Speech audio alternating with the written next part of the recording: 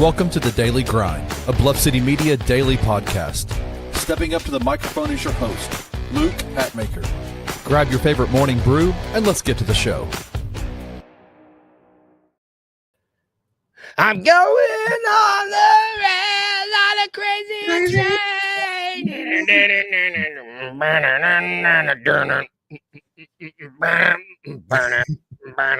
Shout out to Ozzy, man. R.I.P. to the legend, man, the king. I love Ozzy, man. It's pretty sad to find out he passed away yesterday. Amazed that he lasted as long as he did, but shout out to him. Love him, man. Did you ever watch? What a way to go. The show, absolutely. And what a way to go out. Last song you ever performed with Mama, I'm Coming Home. Like, come on, man. Yeah. Beautiful. Ozzy, I know you're watching from the Great Big Bands guy. This episode's for you. I am your host, Luke Hatmaker. If you couldn't tell by that awful rendition of Crazy Train. And it's Wednesday, and we know it's Wednesday because we discussed it before we started. Yes. I've got Rusty with me. How you doing, brother? And shout out everybody in the comments. Key Meeks, Wayno, Kenny, Sane. Appreciate y'all hopping in with us this morning. It's always fun when we got people in here. It's always better when the comments are popping for sure. I am good this Wednesday morning. It's sad. Ozzy Osbourne passing away. I saw a funny picture of him and Randy Johnson, former professional baseball player. And it said, I wouldn't want to be a flying creature in that room right now, right? Because Ozzy hit the head off the bat and Randy Johnson decimated that bird with a fastball, which, again, RIP to the go. But I am good. Luke, I did hear about a prison break here in Memphis last night. I'm not sure if you heard, if it made news yet or not. But apparently it was the warden's fault last night. Yeah, that a bunch of the inmates got out because he let his guard down. Welcome to the Daily Grind. See, I'm excited. I thought that the Ozzy Randy Johnson, I thought that was going to be a pun. So I was ready. And I was like, no, that's just a cool story. And so then I got like a double. It was really nice. That's great. It's a 2 for Wednesday type deal. You know, maybe you get 2. Come on. Love it. It was Cuban Tuesday, 2 for Wednesday. It makes sense in my head. We're just going to jump right into it today because if anybody, I don't know if you're noticing this, but Bleacher Report saw our show and we're like, they're great in the off seasons. We have to copy them. That's not true. It's just they look up to you, Luke. They want to be Luke Hatmaker when they grow up. It's the dog days of summer is what it really is, and people are just looking for things to do. So we are going to continue our grades of the off season. We've gone through. What have we done? We've done the Pacific. We've done the Atlantic. We're coming back home for this. I wanted to come back west. Mama, I'm coming home. Look at it tied together. Oh, my God. We're bringing it back. We're going west as well. We're going as west as you can get without teams wanting to. 2 of these teams are eligible to go east, but I digress. We're going with the Southwest, and we're just going to do this in alphabetical order. Because I didn't know which other way. I don't know. I'm actually kind of excited to talk about all these teams, so I didn't want to bebop around. No, that's smart. And my list is in alphabetical order, so this is good. Well done. Yeah. we know how to read. Maybe. Uncle Buck's the illiterate one, so we got to be careful. That was rude. Uncle Buck, I'm sorry for watching. He's not. He's at work. No, you're not sorry. Is what I'm saying. Let's talk about the Mavs. I mean, the biggest news. Well, let's talk about their offseason because the horse has been beaten 9 times over talking about the trading of Luka Doncic. But their projected starting 5 at this point: D'Angelo Russell, Klay Thompson, Mr. Megan Thee Stallion, I should say, Cooper Flagg, which is probably their biggest offseason acquisition, if we're being honest. Anthony Davis, Derek Lively. Then they have Jaden Hardy, Brandon Williams, Kyrie, who's coming back from injury, Max Christie, Najee Marshall, PJ Washington, Caleb Martin, Daniel Gafford, and Dwight Powell. Not a terrible team. They are still they're so close to the second apron. They got 206.2 projected salary. Couple free agents, couple exceptions. PJ Washington's extension eligible. Not sure if that's going to happen. I don't know. I think this team is relying a lot on Cooper Flagg being able to contribute immediately. Not sure. I really like most of what they did outside of that, to be perfectly honest. Yeah, again, it's another team that's better on paper, right? Because the idea of D'Angelo Russell is good. Kenny's right. Megan Thee Stallion, probably the best offseason addition to the Mavericks. Kyrie Irving opted out of his deal, but then re-signed. They got Daniel Gafford extended. They added Ryan Nembhard, brother of Andrew, NCAA leader in assists last year on a 2-way deal. Gonzaga? Is that where he went? Say again? Play with the Zags, Gonzaga. Yeah, Gonzaga. This team is good in theory, but I just like health of AD is always going to be a question mark. Just like, I can't hound on Joel Embiid and Paul George yesterday and not bring up AD, who is the only NBA player, Luke, little known fact, in the history of the league to play while being made entirely of paper mache. It's a record. Yeah, it's a record. He's crazy he's made it this far. But D'Angelo Russell kind of fits on this team and what they're trying to do. He'll be a serviceable backup point guard to Kyrie once he's healthy, which Kyrie's coming back from that ACL tear, so he probably won't be back until 2026, I would imagine, because he's still in the rehab process. The Luka thing is one thing. There's rumors that they would be one of the landing spots for LeBron James if he wanted out of LA. Yeah. This team doesn't. It feels like they don't have a direction, right? Because you kind of banked on vets getting AD, re-signing Kyrie, and getting D'Angelo Russell, but then the pendulum swung the other way, and you draft Cooper Flagg, and you're putting all your eggs in that basket. So it feels like a two-timeline team, and two-timeline teams, as we well know here in Memphis, is not like a girl. And then Klay Thompson is one of the vets. It's not a great thing to have at times. And so I think this team is going to be okay. I'd probably be like a play-in team. So I think for me, like a C is kind of where I'm putting them, because they didn't do anything that makes it like, oh my God, what are they doing? But they didn't do anything to me that moves the needle in a winning direction other than drafting Cooper Flagg. Yeah, man, it is weird because you want to talk about like going through that roster and going through that projected salary. This is a team built to we're talking about two timelines. I would even argue that it's one timeline, and they just got lucky with Cooper Flagg being the next generational guy, because the rest of the guys on this roster, this is designed to win now. Like, lucky? Lucky. Wink. Conspiracy hats. I just like Max Christie, Najee Marshall, PJ Washington, Caleb Martin.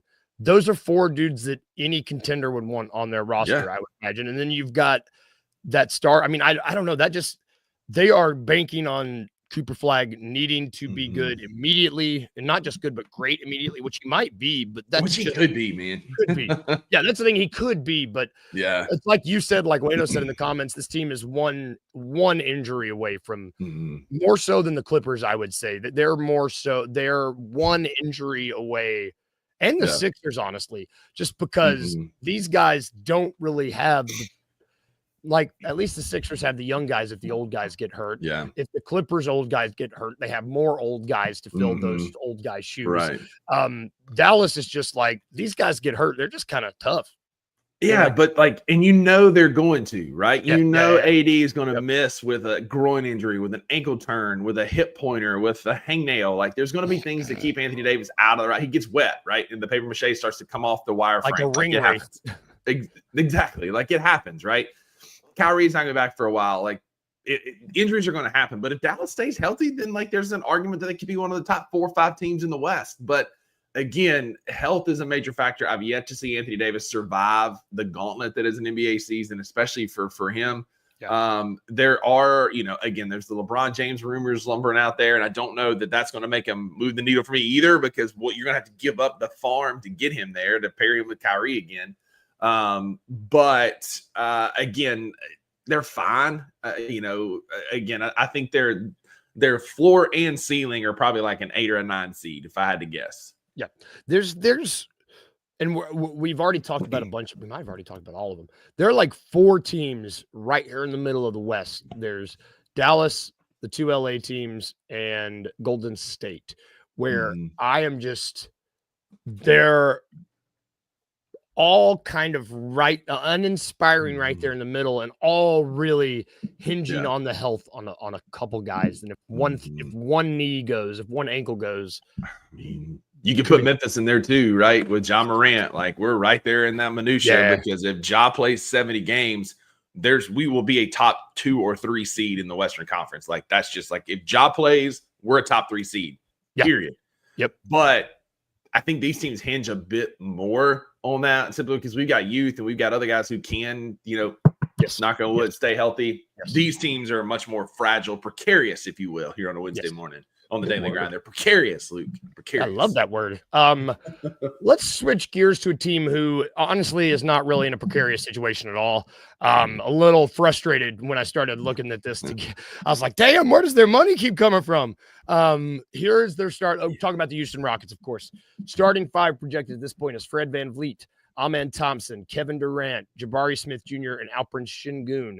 That's with Aaron Holiday, Reed Shepherd, Josh Okogie, who they just got, Tari Eason, Dorian Finney-Smith, Jeff Green, Jashawn Tate, Steven Adams, and Clint Capella.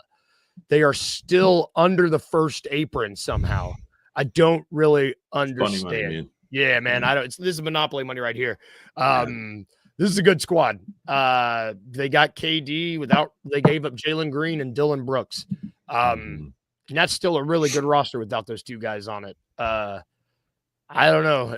This is an A+. This is an A. They kind of killed the offseason. I hate it because we're going to play them 4 times. And I went to both the Houston home games last year. It's just like it's a team that passed us, man. And if they again, given health, like that's always going to be the asterisk for all these teams. But like given health, right? Can Kevin Durant not be a locker room cancer? He said, I'm not a leader. I'm just here to get buckets. And like, can they still work around that and not mess up the culture? Because Houston had a culture last year. Everybody's bought in. Yes, everybody was hustling defensively, which you're not going to get that from KD. Everybody was like locked in, but they couldn't score, right? That was their biggest thing is they couldn't score. So they got rid of the 2 guys who Jalen Green can get you buckets, but then he could go cold. Then we all know the Dylan Brooks experience is a shot chucker. He's going to go 6 for 28 when you've got, some of the better scorers in the league around you. But like, Houston, like if they can get it to gel, they can get it to work. This team is dangerous. And they gave up Jalen Green, Jock Landale, Cam Whitmore, and still are a great elite team. I love Amen Thompson, the way his game is coming together, man. If he can just get his offense just tuned up just a little bit, you're talking about one of the best 2-way players in the game. He was one of the best defenders in the league last year down the stretch, especially in the back half of the season. Just an unbelievable athlete. But you're right, man. Like, I don't know if some of these guys are like Bobby Bonilla type deals where they're deferring money, but I don't understand. Like, I'm not good at math. Again, I've said on this show before, I'll say it again. The only way I can do math is if I'm barefooted. So I don't understand all the CBA math, but they made it work somehow, and they're under the first apron, and they got a lot better. Re-signing Steven Adams is going to be huge for them because they're, their front court Steven Adams, Clint Capella, Dorian Finney-Smith, Alperen Şengün is tough, man. That's tough. Yep. And again, is given health and the Kevin Durant, because the Kevin Durant experience usually is really good in the first year or 2, and then it falls apart. But Houston made an all-in move for this year. I give them an A, borderline A+, if not an A+. I think they're going to be a lot better next year. Yeah, I'm with you. A+ for me. It's funny because, a lot of this is going to depend on Kevin Durant. But even then, if Kevin Durant gets hurt and has to miss some time, it's still a pretty damn good roster. Like they got the bodies. Bucket getters, especially because like Jabari Smith, like he's been hurt. We didn't really get to see what he had because Jalen Green had a decent year last year. And so they made the choice, right? Like they pulled a Memphis, right? We came down, we had to pick between Mike Conley, OJ Mayo, Kyle Lowry, kind of that whole thing right there, right? We had to pick a point guard. We picked Mike Conley. They picked Jabari Smith Jr., and they're going to keep him on this roster. They moved off of Jalen Green and Dylan Brooks, and they're kind of putting their eggs in the former Auburn Tigers basket. Mm-hmm. We'll see what comes out of it. But if it's just like roulette, man. They put everything they have down on red, and if it hits, they're going to be genius. And if not, like Wayne said, the next 5 years is going to be a tough outlook. Yep. And I mean, I think it's worth mentioning too. It wasn't part of their offseason, but I'm interested to see how Ime and Kevin Durant interact. I don't know. Just curious to see how it, because they're both very specific individuals, and I'm just curious to see how that translates. Specific individuals. I know what I mean. I'm trying to be. I get it. No, I get it. I know exactly. It's a great call, man. I ain't offending nobody.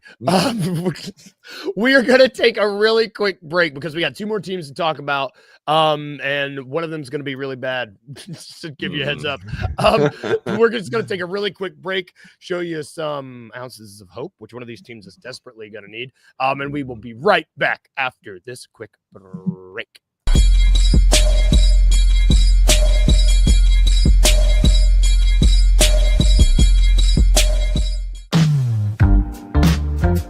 Token and Token, the Mid-South's first cannabis-themed jiu-jitsu tournament.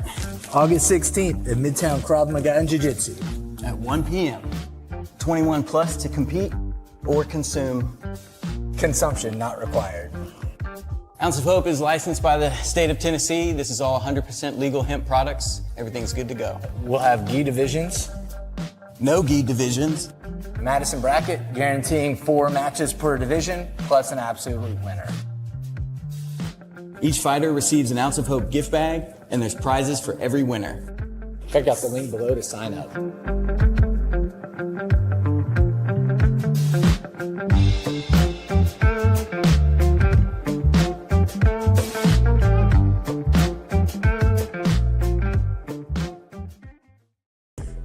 Bradley Beal bought out by the Suns, signed with the Clippers for 2 years, $11 million with a player option in year 2. Many believe this is the move that puts the Clippers over the top in the Western Conference. My question would be, what makes you believe that? For all of us old heads at Toronto, like, nah, man. They talking about this a young man's game.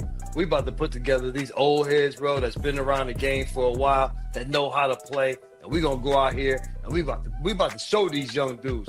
Chris Paul is next. Yes. They'll get Chris Paul gonna be next. So then I'm trying to tell you, this right here is throwback basketball versus today's basketball is what we're about to see. And I'm here for it. If the old heads stay healthy, they will be there in the end. Tune in to the Night Court Podcast with your hosts, Rob Fisher and Brevin Knight, on the Bluff City Media YouTube channel.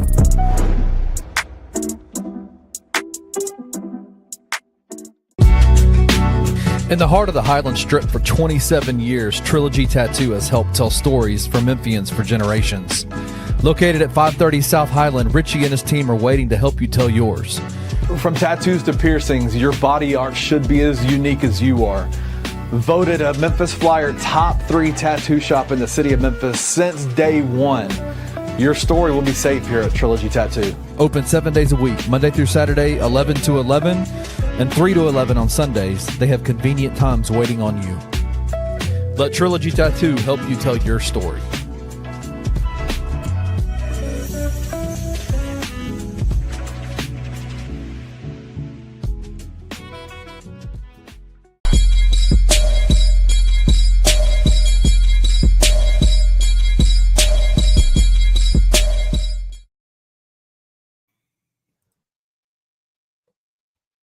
And we're muted.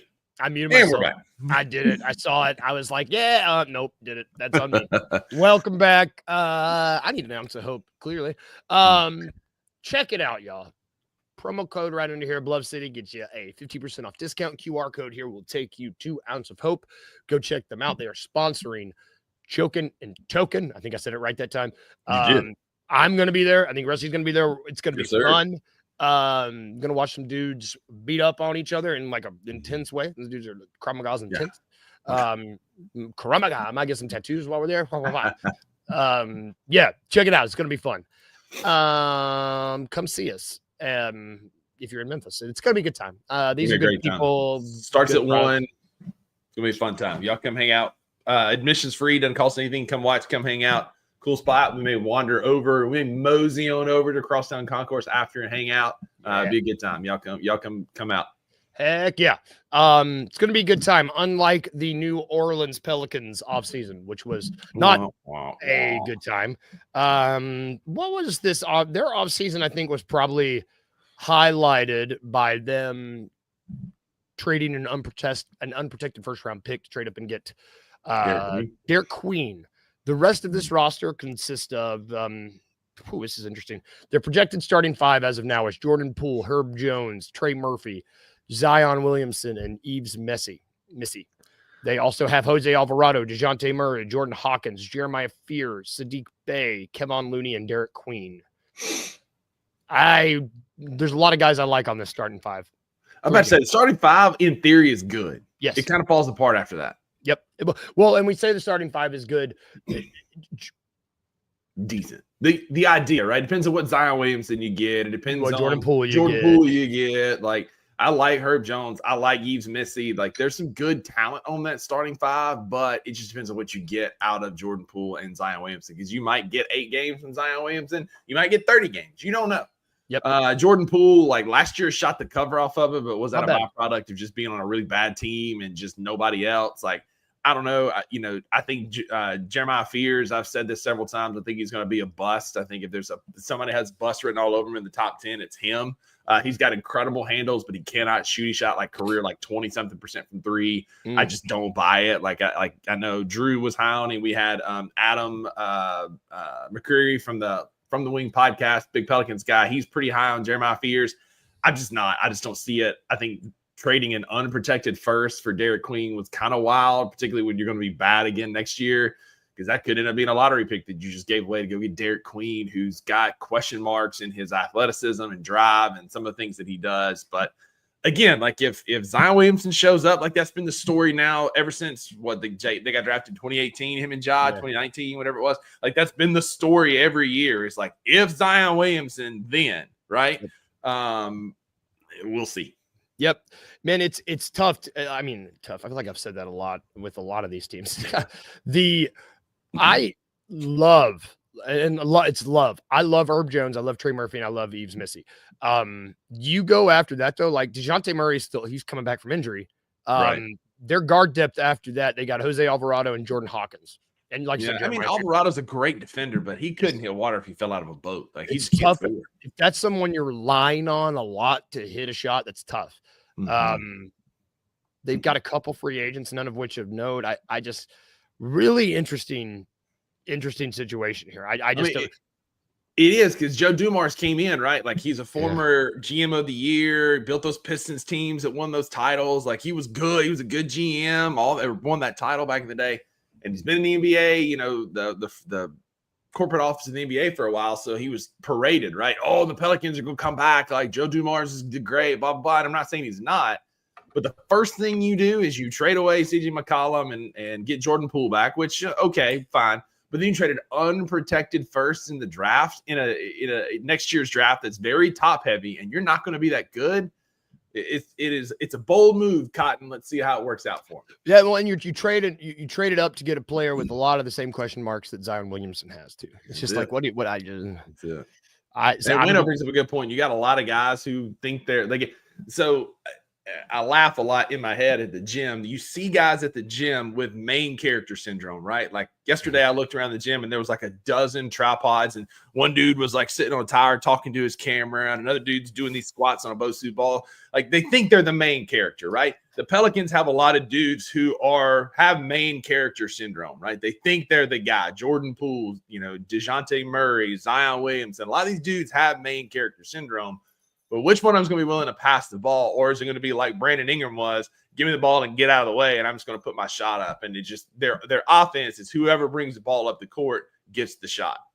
Yeah, I'm surprised they didn't get a new coach this offseason, honestly. Like because I see Art saying that a coach could switch a lot of what you just brought to the table. Like a coach, a good coach, let me say, could maybe drill some stuff into their heads, but like Willie Green's been there for. I mean, we got confused that Willie Green was still he was still the coach. We were like, really? It was still Willie.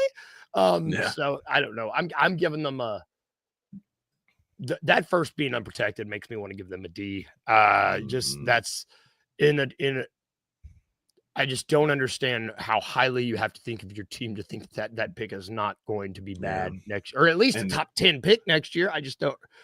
And how good you think Derek Queen is actually going to be. He's a project. Like there are things in his game that are good. There's a lot of things that need to be worked on. And giving up an unprotected first for a project is a bold move. Yeah. Especially when, again, next year's draft is not as deep as this one. It's very top heavy, and you have a shot at one of those top 4 or 5 picks that are going to be some of the better players in next year's draft. Art may be onto something saying that Dumars is clear more off than on. This is an interesting take. Yep. We'll see. I want New Orleans to be. Well, I don't want them to be good. That city doesn't like basketball. It doesn't matter. I know Ja Morant is the mayor of New Orleans. Like every time he goes down there, he's good for a 30 piece and 2 sides, and it's just like we own New Orleans, man. That's what it is. Yep. Giving him a D. D, maybe C. D, minus. D, maybe a D plus because again, like I like some of the guys on the roster. Like taking a flyer on Jordan Poole is not a terrible move, so we'll say a D plus, but you still don't pass. Yep. Let's move on to another team that is probably has a little bit of a. We have to talk about the Spurs. I don't know. I didn't want to talk about any of these teams because I started looking at. Yeah, they did do good.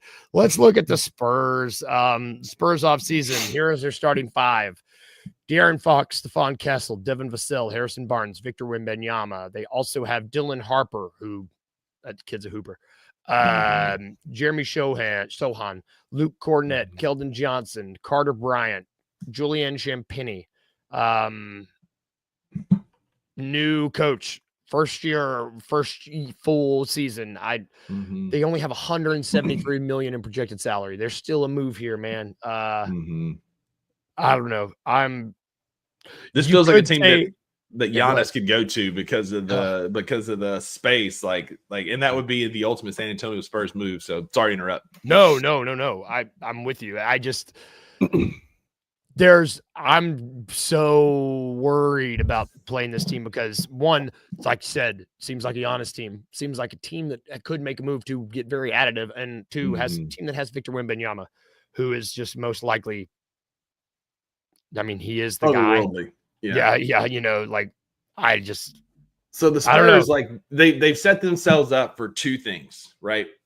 They're super young.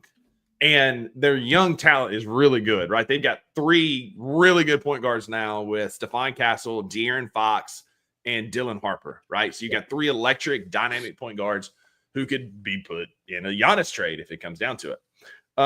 Then you draft Carter Bryant, who's going to be one of the better defenders in this draft. His drive and hustle on defense is something we haven't seen since Tony Allen. Just the way he was covering the floor in summer league, just like selling out for blocks and steals. Like it was refreshing to watch. You got to try that harder defense. Now he can't score.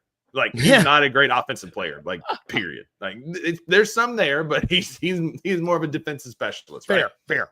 It is what it is.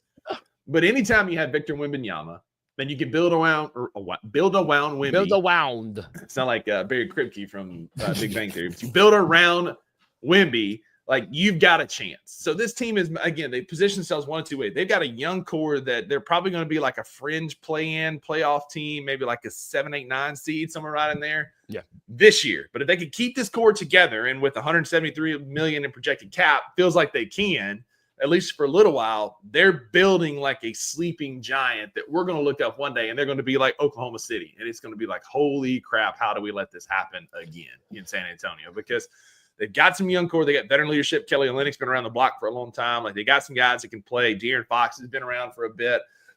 But this Spurs team has set themselves up for if Giannis ever says, hey, I want out. Cool. We'll give you De'Aaron Fox. We'll give you a vest. Like they've got Harrison guys. Barnes. They got contracts too.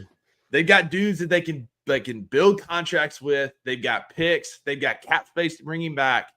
And let's just hypothetically say a team with Dylan Harper, Stephon Kessel, Giannis Antetokounmpo, Victor Wembanyama. I mean, you might as well mail it in, man. Like that is the Monstars taking everybody's, talent. Like just my God. Tough. That's tough. Like they're going to hold teams not to 90 points, not to 80 points. They're going to hold teams to like 68 points because there's zero chance you're getting to the rim with Giannis Antetokounmpo and Victor Wembanyama, who are clearly not the same species as your two co-hosts sitting here on the Daily Grind on Bluff City Media. It like this Spurs team's ceiling, with or without Giannis, is very high. I hate it. I just don't. All that to say, like I grew up, Tim Duncan. I can't stand Tim Duncan. Like he's not quite like we talked about Chris Paul yesterday. It's like Chris Paul, like Tim Duncan, and I hate Tim Duncan because like he thought he never committed a foul in his entire career. He's the most vanilla basketball player, but it didn't matter what happened, whether he was 18, 28, 31, didn't matter. Whenever he played in Memphis, he was going for 38 and 12 every single time. And so those Spurs teams, like I respect the hell out of him and what Pop built there, but I hated him because he used to go belt the ass to us all the time. But it's like we're gearing up for another Spurs run if they can stay healthy. I hate it. Yeah, I always said that like they should build a statue of Tim Duncan outside the Spurs arena of him doing this. Because that's every single foul he is convinced he didn't commit it. No, I get it. The big fundamental, like I'm getting hate in the comment. That's fine. Like y'all just love him because people tell you that you're supposed to. Oh, I remember that. Like I remember this 3 overtime game. Marc Gasol hit that like half court 3 to send it to double overtime. Yep. And like I was trying to go to bed, and when he hit that, I'm like, well, this is it. Like whatever. I'm up now, and I barely slept that night because it was an amazing game. And I get it. The talent's there with Tim Duncan. Y'all can hate me in the comments all you want. I'm not saying he's not one of the best power forwards ever. He is. He's an elite talent. They called it a big fundamental because he did the little things well. I just couldn't stand how much he whined and cried and thought like he never committed a foul ever. It just drove me nuts. Oh man, I love it. You know, we're in this show. That's gonna do it for our show today. I'm gonna leave it on this Duncan take you got. Clip it, Kenny. Clip Rusty with this Duncan take. I will stand on business. Stand on business. Oh man, I love it. Oh, I'm with you, Art. Yep. Absolutely. Come on, man. Yep. Come on, man. I will stand on business. I hate Chris Paul because he rhymes with a ditch. I hate Tim Duncan because he used to go belt to ass to Memphis. Like he used to punk us. And forgive me for not loving a dude who absolutely dominates my favorite basketball team and who is convinced he never committed a foul. I love it. I'm gonna 3D print you a Tim Duncan statue. Everybody have a good day today. We were gonna draft stuff, but I don't want to because we're already running a little long, and we were just gonna draft crappy teams, and I don't want to end sad because I'm happy that we're tracking Tim Duncan. We will be back tomorrow. $2 Sports Show is today. We got special guests today at 11 o'clock. We have got one Avery Braxton from ABC 24 News. Had me on his show a couple of weeks ago. Went and talked about Grizz injuries. Come hang out. We're going to talk about Grizz all season, what his take is so far. He got to interview Cedric Coward, so we're going to get kind of his feel of Cedric and what he thinks about Cedric joining this team after having that interview with him. It's going to be awesome. Oh, hell yeah. It's at 11. I'm tuning into that. 11. I didn't know we interviewed Cedric. That's sick. Excited for that. Also, and spoiler alert, we got like a lot of momentum. We're big college football guys. College football, $2 is live today. Yes, Wayno. Got college football coming back. We've got one, Gerard Mitchell. He is a beat reporter for the Missouri Tigers. He's going to be on our show on Friday. We're going to start having beat reporters and writers from other schools. We got about 4 or 5 lined up already where we're going to get a deep dive on all SEC football schools coming up. It's going to be a lot of fun stuff heading into some really cool stuff from Bluff City Media this fall around college football. Stay tuned. Yeah, that's what you call a teaser. We will be back tomorrow. Y'all have a great day today. We can leave you with anything as you go about your day. Remember these 2 things. Remember to be a little weird and remember to smile. Bye, guys. Have a good Wednesday. Yeah, have a good Wednesday. We'll see you tomorrow.